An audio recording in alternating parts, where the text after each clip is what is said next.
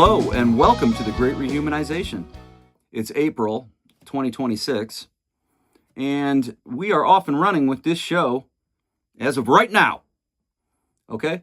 What we're going to be doing is a pretty simple process. I'm going to be reading my essays to you guys and we're going to be talking about them and breaking them down one by one.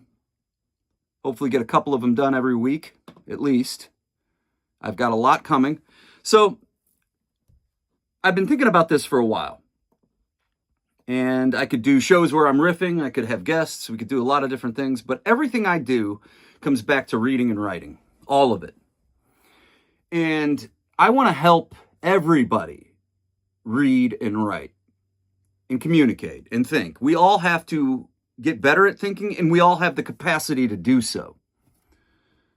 So let me get this thing dialed in right here, and I'll finish my thought. Here we go. Okay, so reading is something that we take for granted, right? I think we just take it for granted for a lot of reasons. But reading is a habit, and like any good or bad habit, it has a lot to do with exposure. If you grew up in a household where nobody was reading, chances are you don't read very much. If you grew up in a household where people read all the time, chances are you read. Okay, so very circumstantial. All right, we're not all exposed to the same things, so we don't develop the same habits. Reading is a habit. Okay, it's a good one too. That doesn't mean that if you sit around reading all the time, you're automatically a wiser, more intelligent person than the rest. There are a lot of people who spend a lot of time reading who are, you get it. Okay, the point is, I think it doesn't hurt, right, at all. And it generally helps big time to be a better thinker if one can read. The good news. Now, if any of you listening, watching, have had trouble reading because of some neurodivergence or cognitive barriers, and you've worked at reading, you have firsthand knowledge that you can get better at it, and that you do get better at it with practice, right? So if you don't have any cognitive barriers, congratulations, you will get better with effort. And that's the good news. I think a lot of us, we go through the process of learning how to read from kindergarten to, say, third grade, and by the time we're in third grade, we just check out. And those are the reading skills we have the rest of our lives. Seriously, a high percentage of readers read still at a third grade level, because that's where we just decided, okay, I know how to read, I'm done. It's not something you learn and then it's over with. It's something that you continually get better and better and better at the more you do it. So, having said that, over the years, I've posted a lot of the things I've written, and people have been really upfront. Martin, I have ADHD, or I have dyslexia. I have trouble reading through all of that. Is there a way you could do this to make it less agonizing? Because I'm really interested in what you have to say. It's just hard to read all of that. Okay, exactly. I'd love to help, and it would help me too, to break everything down into smaller bits, because what is that? It's content. It's valuable content. You see, I can take a big long essay and break it into thousands of memes, can't I? Anyway, it would help me in a lot of ways, and I'm going to be doing it anyway. I'm going to be breaking things down into smaller, digestible chunks, okay? While at the same time fighting against what I call snippet-mindedness. And that's our tendency to just take in all information in the form of these little snippets that really are disconnected and don't form a coherent picture. And we're all arguing about a lot of details that we really don't know how to put together. You see? I think you follow me. Hang on. I'm drinking yerba mate. I am working on securing an endorsement from a fabulous company down in South America. I'm just kidding. But if you need somebody to endorse your yerba mate, I'm all ears. Anyway, it's a fabulous potion. Where was I? Oh, yeah, let's just get to this. Let's get to this situation here. One of the big problems we have, and we're going to be getting to it right now and talking about it going forward, in addition to our reading and our communicating and our thinking about problems that we have to get better at, we have to get better at all of that, and that's what we're going to do. We want solutions so badly, don't we? We want to be able to fix this. The problem, my friends, my neighbors, brothers and sisters, we have piled solution on top of solution on top of solution, and it's gotten us nowhere. We're buried in solutions. And Most of them are missing the point altogether. You see, the problem is we have to grasp, we have to really understand the problem in front of us. And we are having the wrong conversation most of the time. So just yesterday at Easter, a family friend was saying, I don't know what to do. What do we do about this? Things are so broken. Things are so messed up. How do we even begin to fix it? It's just, we all have that desperate longing to just fix it. We want it fixed, right? That's an impulse. It's an impulse we really have to get that under control, because we have to stop at least long enough to think slowly, put the pieces together, and talk about where we're getting it wrong in just the basic assessment of things. And what I was telling our friend was, we need an entire new vocabulary. We need to redescribe everything, and we need to rebuild it. Okay? The world we've known for so long is quickly disappearing. And it's not sentimental. It's not fluffy, lovey-dovey stuff just to say, we have to get it together because we're all in it together. There's nothing sentimental about me making that statement. In fact, we need to start being honest enough to realize that if we don't, on the ground, most 8 billion people, all of us, if we don't begin seeing each other as neighbors on this planet, as in it together, we're just committing collective suicide. Okay, so this is a matter of survival, and it's not wishy-washy talk. It's urgent, okay? Because it's collective suicide at our level, but believe me, and I think most of us are starting to see this, there are people running this show who are anti-human, and they're committing sociological murder. We can't just sit by and let it happen. But we're not going to have a solution for it unless we really get honest about the problems and start managing an entire new vocabulary for it all. One good place to start is with our politics. I'd say the biggest problem with our politics is the problem we've made out of our politics, and that's this nagging, relentless idea that politics is the only way to fix anything. I mean, we are absolutely convinced of this. We can't see any other way other than politics to fix our problems. But that's a problem that is exploding all over the place. It's killing us. It's tearing us apart. And the number one reason why, or one of them, is what we're going to be talking about in this essay. Our politics are an illusion. So the name of my essay here is The Unseen Leviathan, My Expedition into the Political Illusion. And that's what we're going to be reading here in a second. But the state is this monstrosity that none of us can control. But we keep talking about the state and the government as if they are one and the same thing. As if they're one and the same. That's our first problem. Often when we're talking about the government, what we're really talking about is the state. And when we're talking about the state, what we mean to be saying is the government. You see, the government is something that we should have some semblance of control over. The government is us and how we choose to run things. It's our agency. We're quickly losing all agency, mainly because we don't understand what the government is and what the state is. And that's what we're going to be breaking down in this essay. Now, before I go forward, you'll be hearing a lot about this guy, Jacques Ellul. Jacques Ellul was writing in the 20th century. Most of his work from the mid-20th century after World War II, towards the end of the 20th century. And his work is prophetic. A big part of what I want to do is take his work into the post-literate 21st century and break it down for you guys. Because I think you'll start to see that we do have some people in our immediate past who are really starting to name this problem. And if we go back a little bit and bring their work forward, we might be able to see some of these places along the line where we've really messed up. And again, a lot of it has to do with just our vocabulary alone. We have to build this picture. We have to rebuild this whole picture, and we're going to have to rebuild an idea of our reality that we can manage together. Okay, let's get into this essay right here. The Unseen Leviathan, my expedition into the political illusion. I have a picture in my mind, one that has become an indispensable map for a world that otherwise makes no sense. It's a pyramid. Not the kind that entombs dead pharaohs, but one that entombs living citizens. That's us, guys.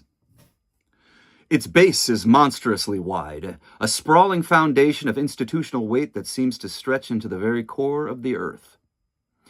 And at its very top, a pinprick of light, a tiny gilded capstone where we all stand, waving our little flags and casting our votes, and believing with a fervor that would be touching if it weren't so tragic, that we are in charge.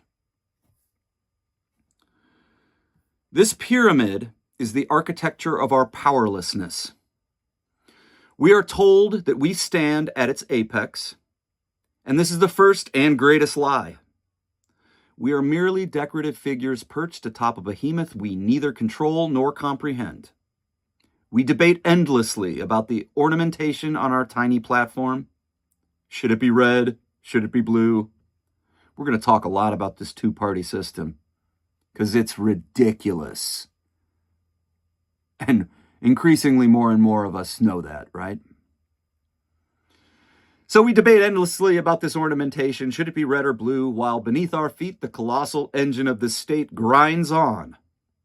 Indifferent to our chatter, consuming our labor, our freedom, and our future to fuel its own growth. This is not a partisan realization.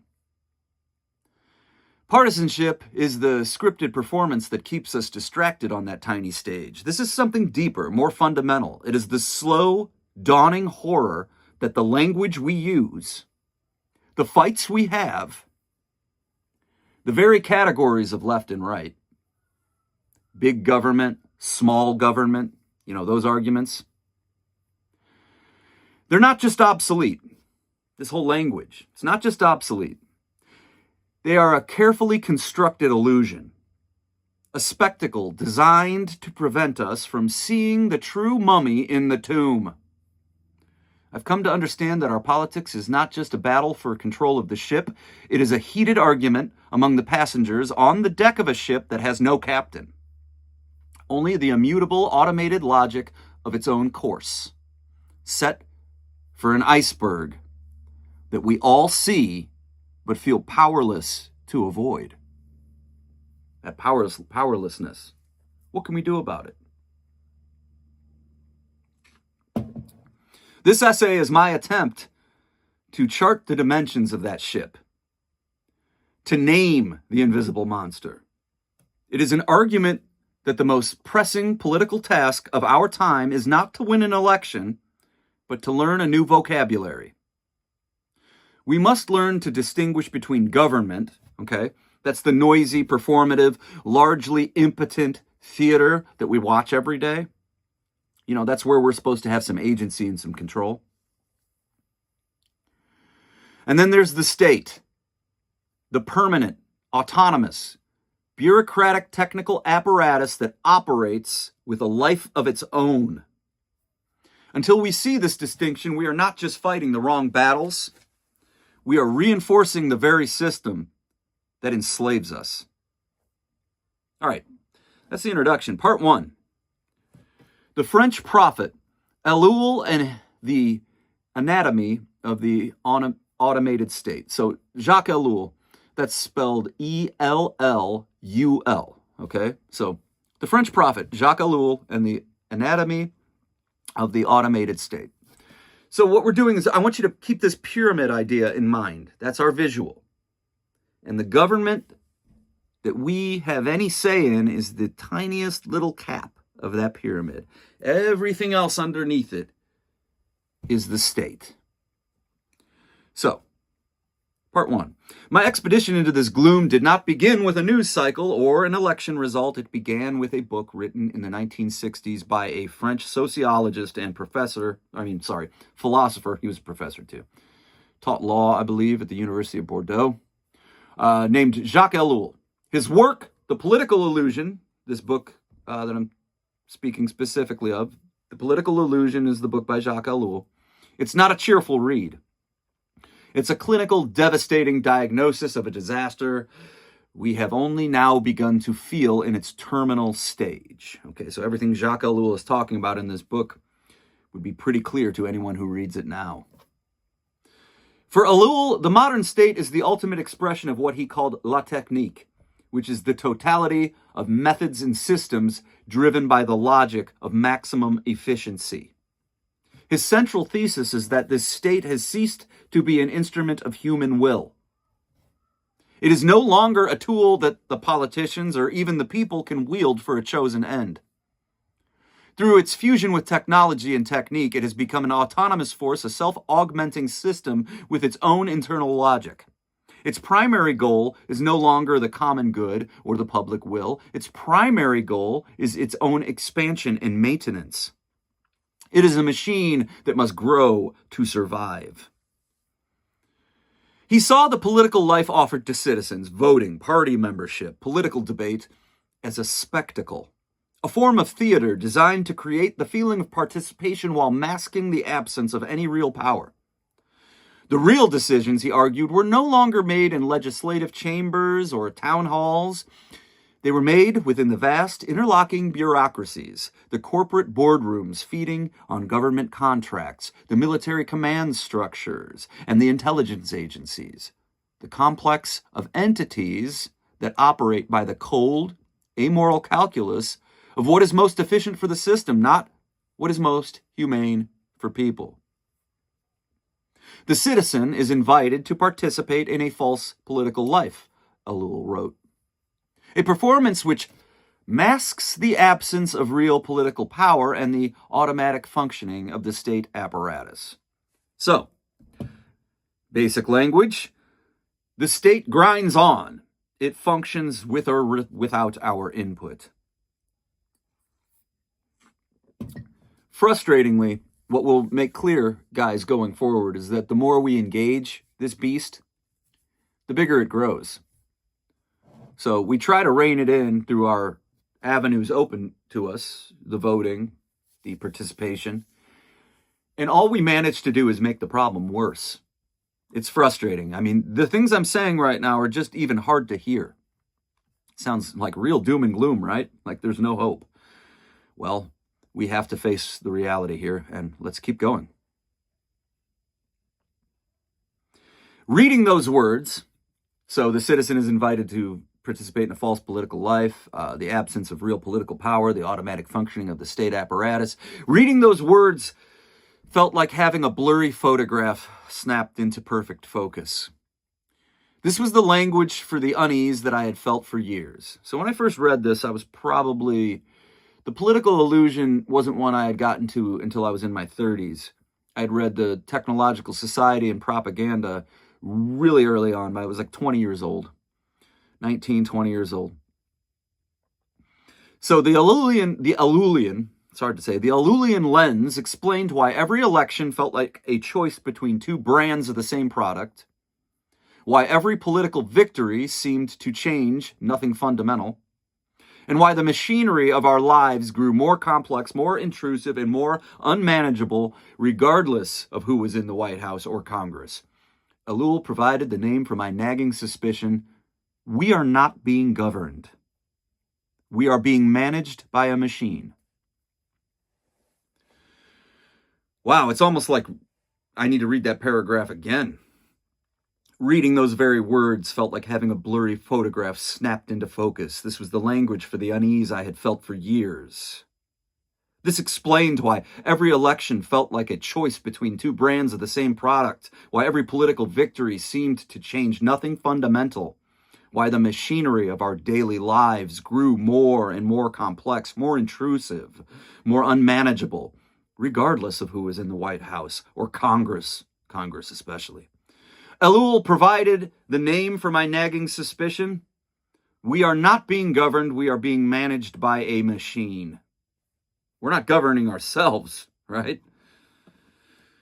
So part 2, the pyramid. I'm going to break down the pyramid for you guys, the Ellulian map of the modern Leviathan, the state.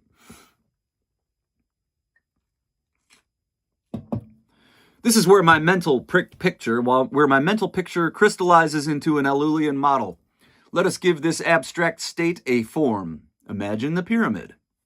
So at the vast base, the base of this thing, we have the autonomous state. This is the foundation, the true source of power. It is not elected, it is barely visible. It is the realm of what Ellul called technique. It is the permanent bureaucracy. The countless federal agencies, their rules and regulations multiplying like bacterial growth, their budgets and mandates expanding year after year, largely immune to the whims of electoral politics. These are the tombs of our liberty, their hieroglyphics written in the fine print of the Federal Register, the national debt. The military-industrial complex, Eisenhower's prophetic warning made flesh. $1 trillion amalgam of Pentagon spending, defense contractors, and intelligence agencies that creates its own demand for perpetual conflict and surveillance. It is the iron heart of the pyramid beating with a rhythm of eternal war. The corporate culture, the legions of lobbyists and the vast ecosystem of government contractors that have become so enmeshed with the state that their profits are effectively a tax. Their interests indistinguishable from public policy. Think of Palantir mapping the future. Not for the people, but for the security apparatus. They are the high priests, interpreting the will of the machine for a fee.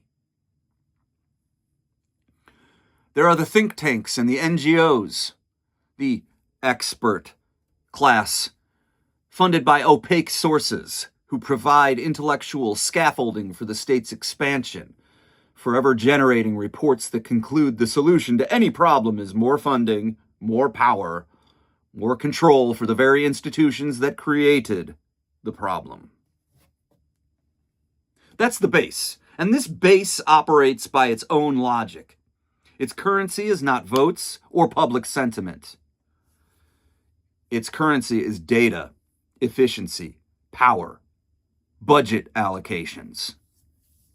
It does not care about our freedom, about our community, or about our wallets, our bank accounts. Certainly not. It cares only about its own perpetuation and growth. So, we have the giant base, okay? And next, what we have is just the tiny tip. The tiny tip that's left for us, and let's talk about what that is. Okay, so we have the tiny tip.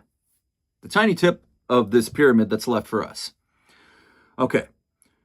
And this is the world that we see on the news, okay? It's what we engage with. It's what we're given. So we might as well start with that. So the tiny tip includes our social media ecosystems, the algorithmic silos that we find ourselves in, the pundits and the podcasts that we watch, the commentary in all of its forms and punditry, okay? But it's the presidency and the Congress, the elected officials who believe or pretend to believe that they are steering the ship. Their power is largely confined to tweaking the margins of the vast machine beneath them. They argue viciously over a tiny fraction of the budget, the so-called discretionary spending. While the trillions flowing to the base of the pyramid, that huge thing we were just discussing, all of that's on autopilot. It's deemed mandatory. You never question the military budget, right? What did Trump say just the other day? Oh, the state, it can't manage all of these things. The federal government has to focus strictly on the military and spending. So, the mandatory spending, right? These are the caretakers of the Pharaoh's mortuary temple, okay? The polished statues where the real body lies entombed and untouched deep within. Those are our politicians. Party politics. That's another part of this little tiny tip. The red team versus the blue team. This is the spectacle in its purest form. It is the emotional engine that keeps us invested in the system, making us believe that if our own team could just get control of that tiny ship, they could finally point the entire pyramid in the right direction. It's a fantasy. The pyramid does not turn. And then we have these cultural wedge issues. These are the things that we fight over. And I talk in more detail about this in an upcoming episode. The cultural wedge issues. These are the handful of inflammatory topics, abortion, guns, immigration, that dominate our electoral politics. They're the perfect distraction. Morally charged, emotionally exhausting, ultimately unresolvable through the political process, okay? They keep us fighting each other on the tip of the pyramid, all of us on the tiny tip of the pyramid, we're waving our flags, throwing slogans at each other.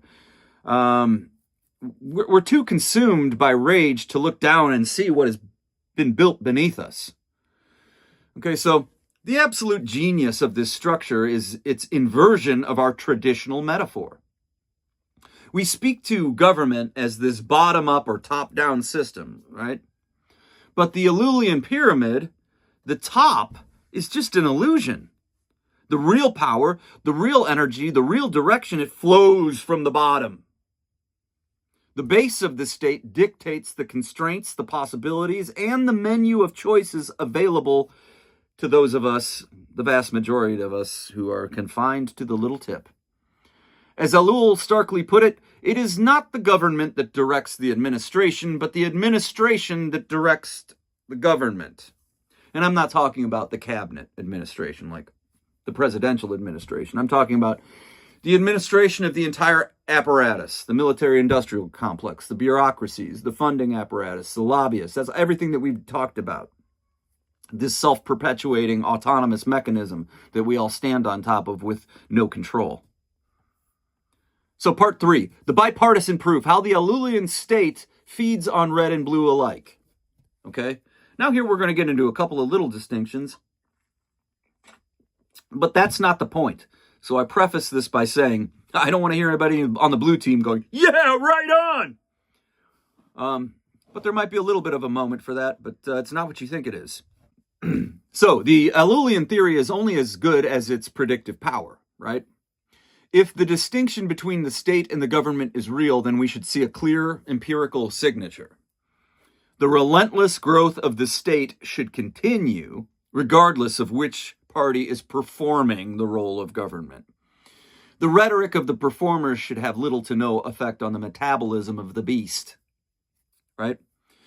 So this is where the illusion is exposed by the cold, hard math of the national debt. The debt is the ultimate ledger of the state's appetite. It is the fiscal exhaust fumes of the behemoth's engine. So let's break the fantasy, not with rhetoric, but with numbers, okay? Consider the most recent champion of small government. Who would that be? Donald J. Trump. Let's look at his first administration. We're not going to look at the current one. The current one is only, we're not even that far into it, and it's, whoa. All right, let's just start with the first administration. Okay, this was a one-term presidency, and it ran and governed on a platform of deregulation, remember, draining the swamp, and fiscal conservatism. The performance was convincing to many of you. All right? The reality, as recorded by the U.S. Treasury, tells a completely different story, doesn't it? So during his first 4 years in office, the national debt increased by approximately $8.4 trillion. And this is a rise of 39%. Let's be precise, this is not a partisan attack. It's a mathematical fact. Crucially, a significant portion of this increase, over $3 trillion of it, that occurred before the COVID-19 pandemic necessitated emergency spending. Okay. This was driven by policy. So, again, a significant portion of this, over $3 trillion, was driven by policy. So a tax cut that reduced revenue without a corresponding cut in spending, and bipartisan deals to increase discretionary spending. So the state's hunger was not filled, was not taken care of by a conservative performance. It was fed by it. So now, to be scrupulously fair, we must look at the other side. The Obama administration, 8 years of it before this first Trump administration. The Obama administration oversaw a similar raw increase of $8.6 trillion. And the context, however, is critical. Obama took office during the greatest economic collapse since the Great Depression. He inherited a fiscal year budget and emergency measures, TARP. Remember TARP? Signed by his predecessor. That was George W. Bush. So a substantial portion of the early debt accumulation was a direct emergency response to prevent a total systemic meltdown. A meltdown generated in part by the very financialization of the state by the financialization the state had allowed and encouraged. All right. So this comparison is illuminating. The raw numbers seem to damn both parties equally, but the context reveals the true Ellulian nature of the state. It expands in crisis, 2008, 2020, because it's the only institution large enough to respond. So remember before how I said politics seems to be, we just are convinced it's the only way to solve our problems is politically? Well, there's a reason for that. Most of our problems are created by this gigantic state, and the state is the only only entity that can possibly fix these problems. Okay? It's the only institution large enough to respond. But it also expands in times of peace and prosperity, such as 2017 through 2019, those 2 years in Trump's administration, because its default setting is growth. That's just its default setting. It's a perpetual motion machine, and the Republican brand of fiscal conservatism is proven to be just that. It's just a brand, guys. It's a brand. It's a performance for the voters at the tip of the pyramid. It's utterly disconnected from the fiscal reality of the base. So, cutting spending and fiscal conservatism, in other words, has been a branding, marketing myth. It's always been complete, total bullshit. And the facts tell us that clearly. It's performance, people. Get used to this word, performance. Spectacle, charade, act. Part 4, the language of the obsolete, how we're trapped in the wrong conversation. Okay? This brings me to the most suffocating feeling of all, and that's the sense that our political language itself is a prison. We are fighting with weapons that cannot harm our enemy because we are aiming at the shadow. We scream about big government versus small government, but this is a useless, obsolete dichotomy. The issue is not the size of the government we see. It is the nature of the state that we cannot see. The tiny government could be made microscopic. Just one little bureaucrat, imagine, in a bare room, unfurnished room. And it would not matter. It would not matter one whit if that room sat on top of $1 trillion unaccountable automated national security agency or Federal Reserve that can magic money into existence for its friends. The conversation is wrong. We're having the wrong conversation. We're using the wrong words, the wrong terminology for a time that doesn't exist anymore. My friends and neighbors, brothers and sisters.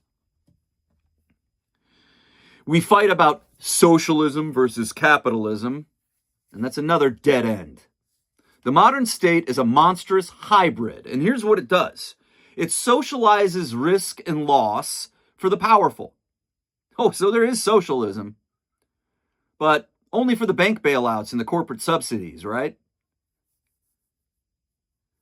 While capitalizing profit and opportunity for the same elite. Oh yeah, so we have socialism and capitalism for the elite.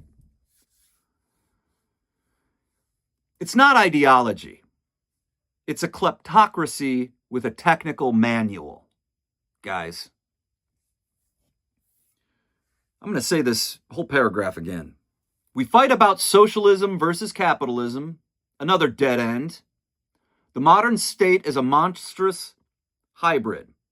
that socializes risk and loss for the powerful, bank bailouts, corporate subsidies, while capitalizing profit and opportunity for the same elite. It is not an ideology, it is a kleptocracy with a technical manual. So we are trapped in a debate between top-down and bottom-up control, big government, small government. But our pyramid, our illustration here, it makes a mockery of this.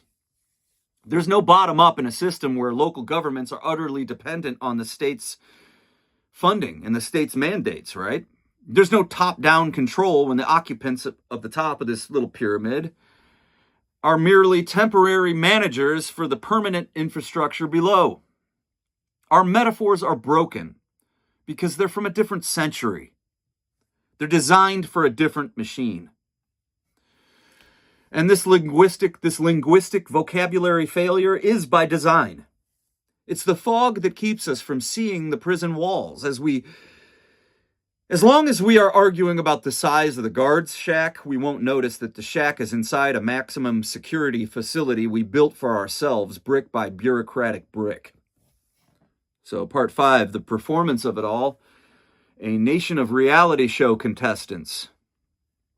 So what's left for us? What's left for us citizens? If all the real power is gone, what remains? What's really going on here? Well, we've already said it. Performance. Our politics has become a reality show, a Kardashian-esque drama of outrage and indignation. We're not citizens. We're an audience. We don't participate in governance.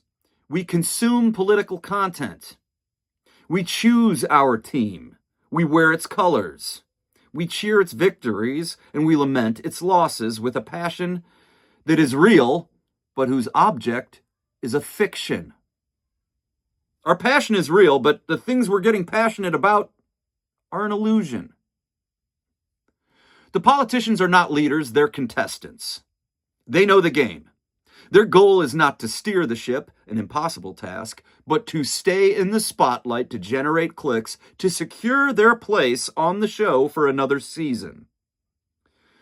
They feed us the lines we want to hear. They perform the outrage we feel. They carefully avoid any action that might actually threaten the production company, the state. The state that signs their checks and builds the entire set. This is why every scandal is a nothing burger. Every investigation leads to a stalemate, and every resolution ends with a whimper and a new subscription streaming service. It's all content. It's all designed to make us feel like we are in the game, when in truth, we are merely the crowd providing the applause and the boos that are the necessary soundtrack for the spectacle. The true function of our political engagement is not to govern ourselves, it is to provide the consent of the governed. To provide the consent of the governed. It's manufactured through spectacle for a state that no longer requires our consent to operate, only our compliance. I'm going to read that sentence again. The true function of our political engagement is not to govern ourselves, it is to provide the consent of the governed. Manufactured through the spectacle of a state that no longer requires our consent to operate, only our compliance. Part 6, the way out. What do we do about this? That's what everybody's going to ask. That's what we're going to keep asking. And it's a real brief conclusion here. So Jacques Ellul, he was not an optimist, like I was talking about in this introduction here when we started. He didn't offer a 5-point plan to dismantle the pyramid. His project was diagnosis, not prescription. He believed that the first and perhaps only step forward, the only step toward any possible freedom, is to see the illusion for what it is, to break the spell of the spectacle. The way out begins with a simple yet profoundly difficult act of refusal. We must refuse the language they give us. We must refuse to fight on the terrain that they have mapped for us. We must stop arguing about big and small government and start talking about the autonomous state versus human scale governance. We must stop seeing elections as existential battles for the soul of the nation and start seeing them for what they often are. Hiring decisions for a new management team to oversee a machinery that we do not own. This is a bleak conclusion. It really is. It offers no catharsis, no easy victory. It offers only the cold comfort of clarity. But in a world drowning in lies, clarity is a revolutionary act. To see the pyramid is to cease being its decoration. It is the first necessary step to imagining what might exist in its ruin. Because it is falling apart.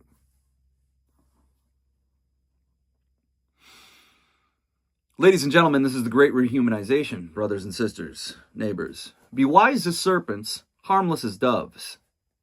You can find this essay up in multiple places. Please go look for it. The Great Rehumanization. We're just getting started. And it's April. And as the summer takes shape, a lot of things are going to happen. And we're going to have several episodes of this out by then. It'll be continually refined and dialed in. And I'll get better at this. We'll get better at talking about it and breaking it down. But for now, thanks for joining me. Next, we're going to have to talk about some religion. We're going to be talking about propaganda.